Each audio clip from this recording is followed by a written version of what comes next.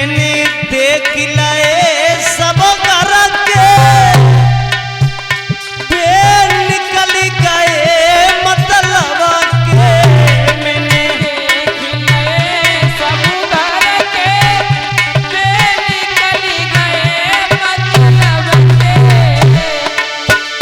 मैंने देख लाए सब घर के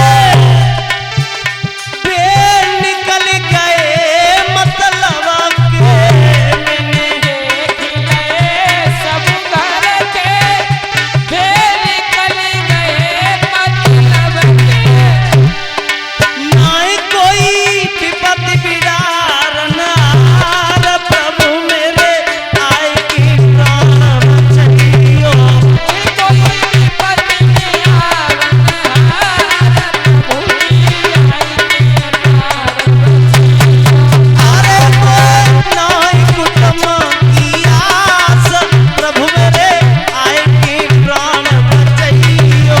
अरे मोहे नाई कुटुंब की आस प्रभु मेरे आई के प्राण बचाइयो। मेरी सुन ले ओ करुण चढ़ैया ए बीच भमर में नैया। मेरी सुन ले ओ करुण चढ़ैया है बीच भंवर में नैया। अवन का आग लगाए दो पार प्रभु मेरे आए की प्राण बचाइयो। अपन के आई लगाए दो पार प्रभु मेरे आई के प्राण बचाइयो। अरे कोई नाई कुटुंब की आस प्रभु मेरे आए की प्राण बचाइयो। अरे मोहे नाई कुटुंब की आस प्रभु मेरे आई के प्राण बचाइयो।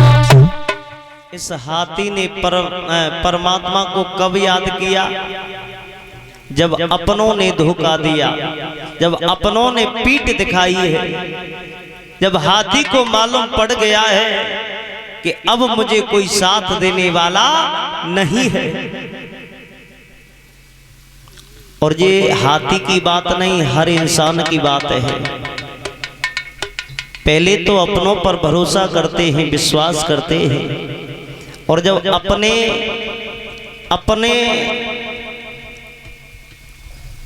जब पीठ दिखाते हैं ना, अंत में जाकर के उस परमात्मा को याद करते हैं, कहते हैं प्रभु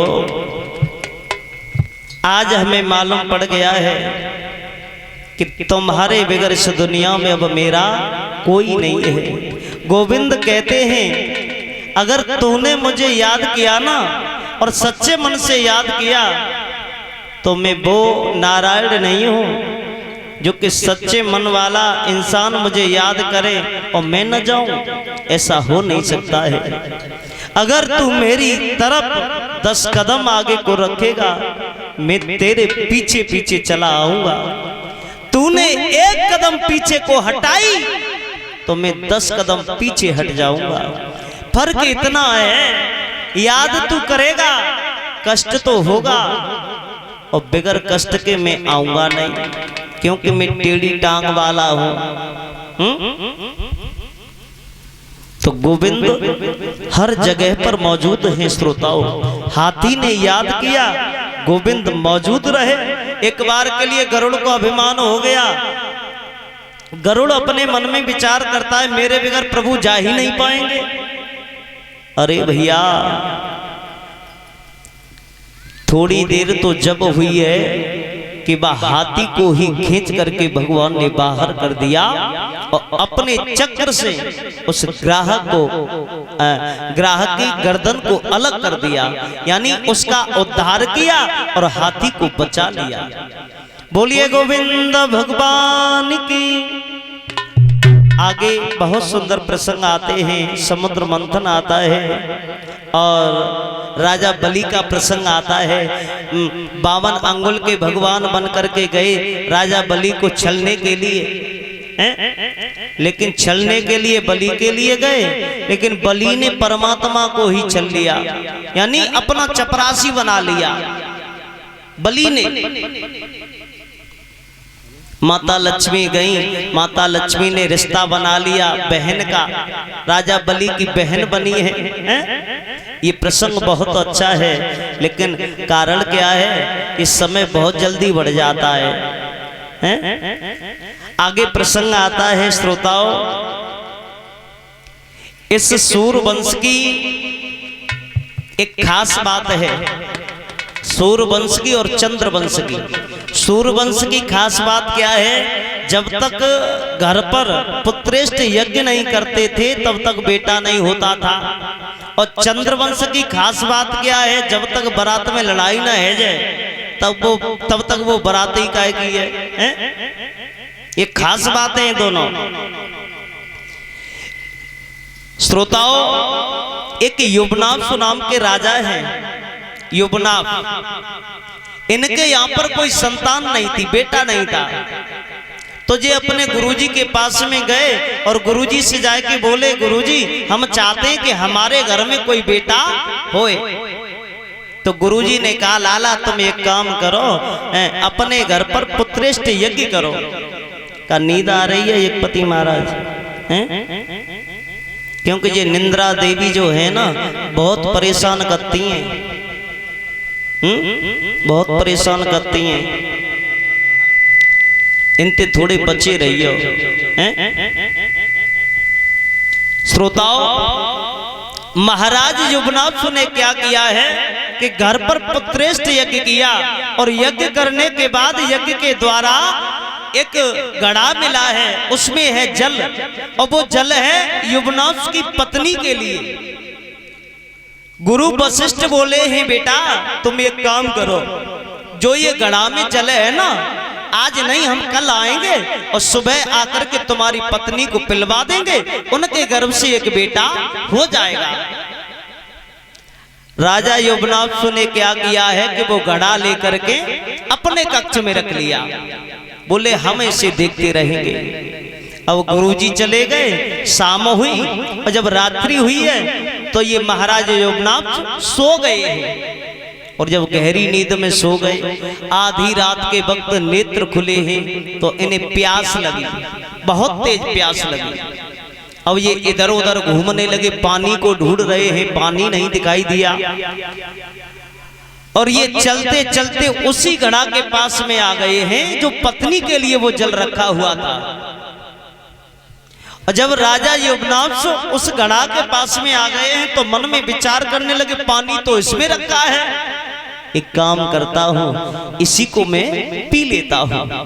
उन्होंने क्या किया, जो घड़ा में जल रखा पत्नी के लिए, उस जल को खुद पी गए और ये सो गए। सुबह जब हुआ तो गुरुजी आए हैं और गुरुजी ने आवाज लगाई, लाला अरे वो जल रखा हुआ था तुम्हारी पत्नी के लिए, वो जल कहां है, लेकर के आओ। अब राजा युवनाभ खड़े हैं, बोले गुरुजी बुरा न लगे तो एक बात कहे। बोले क्या? जो जल घड़ा में रखा हुआ था ना, उसे तो हमने पी लिया। गुरुजी बोले तुमने पी लिया? बोले हाँ गुरुजी। ये तुमने क्या किया? बोले क्या हुआ गुरुजी?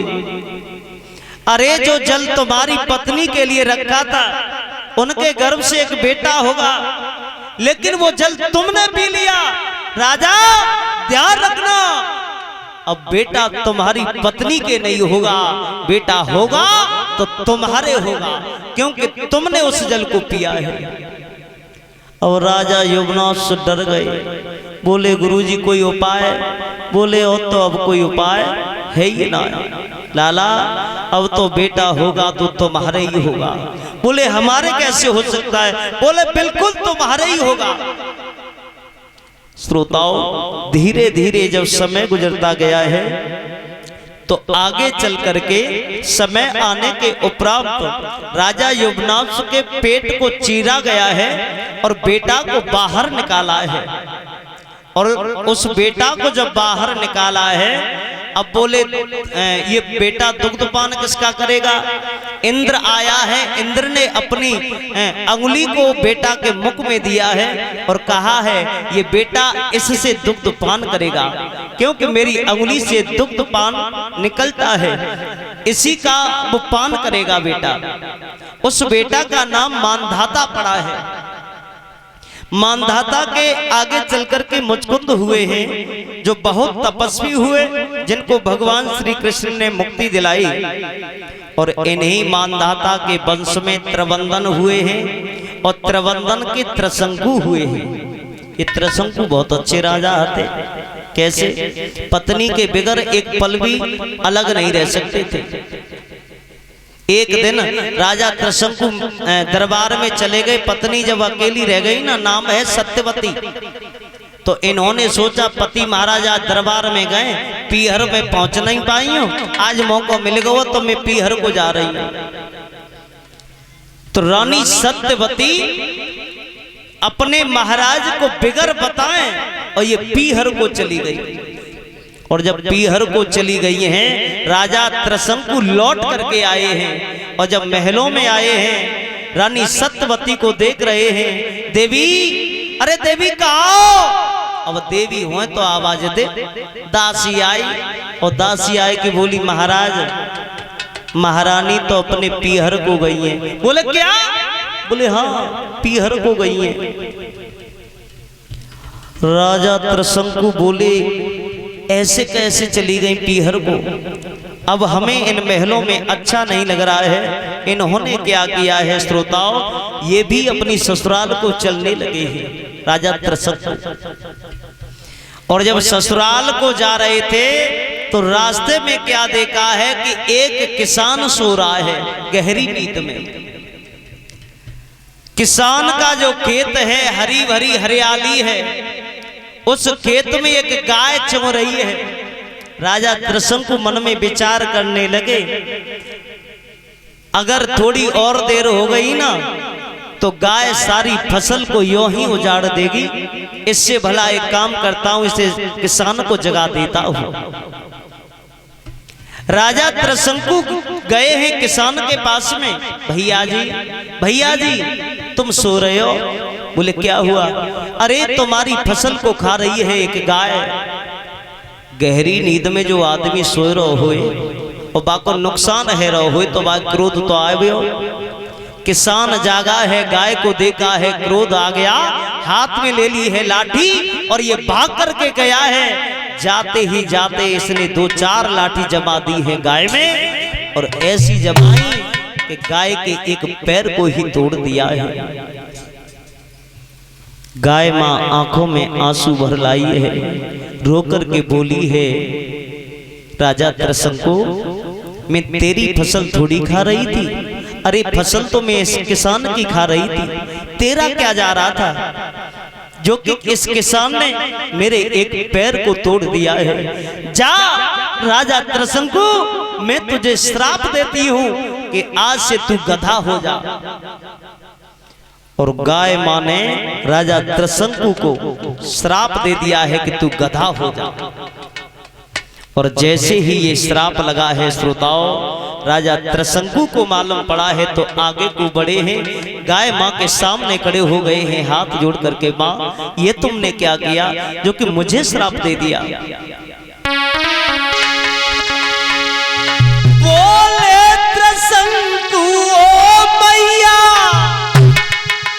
इसमें क्या दोष हमारा है? मैं नहीं समझा ये क्रोधी है जो तोड़े पैर तुम्हारा।